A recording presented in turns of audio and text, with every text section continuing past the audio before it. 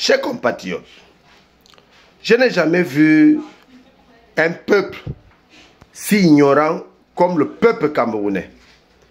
On voit les soi-disant activistes et révolutionnaires sur les réseaux sociaux en train de danser, en train de faire ce qu'on appelle un clash inutile en bon français. Cependant, nous savons que nous avons assez de problèmes à régler dans notre nation.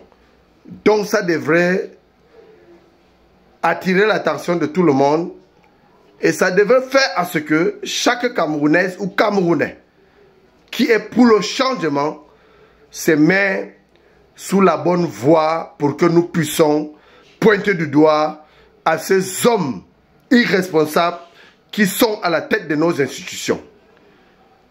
Voilà, je reviens là-dessus à faire Martinez Zogo. Nous avons suivi de près la décision de la justice. Donc, le 27 mai, le 27 de ce mois, beaucoup de choses vont se passer concernant l'assassinat de notre frère journaliste, dont la plupart des activistes ne parlent plus de ça. On constate qu'eux, ils pensent que lorsqu'on égorge un petit canard de l'autre côté de la rivière et que le poussin est là, il oublie qu'il doit aussi passer par un coup de couteau. Chers frères et sœurs camerounaises et camerounais, nous devrons nous indigner dans tous les sens parce qu'il s'agit d'un assassinat dont les membres du gouvernement du roi Paul Biya, alias Hitler, sont impliqués. Jusqu'à, nous savons qu'il y a 2 ministres d'État qui sont impliqués, y compris ceux-là qui sont autour du roi lui-même. Alors, quand on voit des hommes si méchants poser des actes si cruels et qu'on ne parle pas, c'est qu'on est aussi complice d'une manière à l'autre. Alors je voudrais dire par là que pour ceux-là qui disent que mon tour arrive, moi j'avais déjà choisi ma manière de mourir avant de me mettre face à ces régimes criminels. En me mettant face à ces régimes sataniques, je le savais et je savais ce qui pouvait arriver à tout moment. Mais à cela ne sache, nous on accepte de mourir si c'est pour défendre notre nation, si c'est pour notre patrie. Vous qui êtes là sur les réseaux sociaux, vous qui passez tout votre temps à parler des problèmes d'autres personnes, à vous indigner sur les problèmes d'autres personnes qui ne concernent pas notre nation, moi je vous interpelle. Parce que pour être complice, il suffit juste de voir et ne pas parler, ou encore de voir et ne pas agir. Ici, le commandant de force révolutionnaire Ramon Kota, I love my Cameroun. Nous voulons un Cameroun nouveau parce que notre pays est dirigé par des assassins. Quand on regarde ces hommes d'État qui sont impliqués dans cet assassinat, ça revient à ce que j'avais dit, que notre pays est dirigé par des assassins. La preuve, ils ont assassiné Martinez Zogo, notre confrère et notre frère, qui étaient sous la même voie et qui regardaient sous la même direction que nous. Donc d'autres activistes ne parlent pas et ils préfèrent danser sur les réseaux sociaux pour avoir le nombre de vues possible pour pouvoir se faire de l'argent. Et c'est de ça qu'il est question.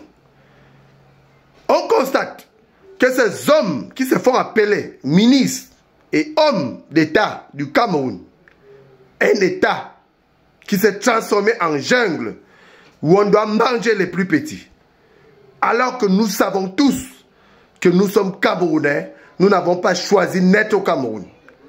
Pour ceux-là qui disent sur les réseaux sociaux qu'ils sont là pour défendre notre patrie, ils doivent s'indigner parce que avant le 7 mai n'est plus loin. C'est demain, le 7 mai, dont le verdict, dont ceux qui sont ces assassins et ces complices, les 12 qui ont été cités, nous le savons très bien que ces enfants, les enfants de Martini Zogo, attendent justice et la famille de Martini Zogo attend justice pour que le Cameroun soit un pays qui peut accompagner ses dignes fils et ses dignes filles à dire ce qu'il faut à la place qu'il faut.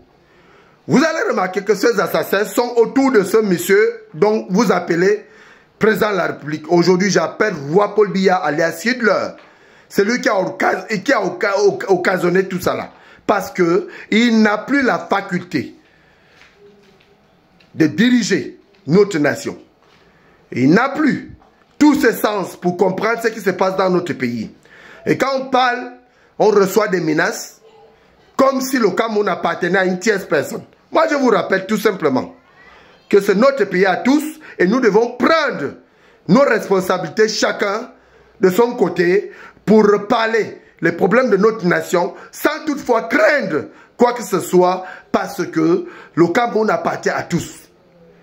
Alors, nous attendons demain, le 7 mai, le verdict de la justice parce que tout avait été renvoyé dernièrement. Nous allons attendre tous ce que la justice va décider, même comme on sait que notre justice est aux ordres et que la justice penche d'un côté, nous allons attendre le verdict pour prendre une décision une bonne fois pour toutes.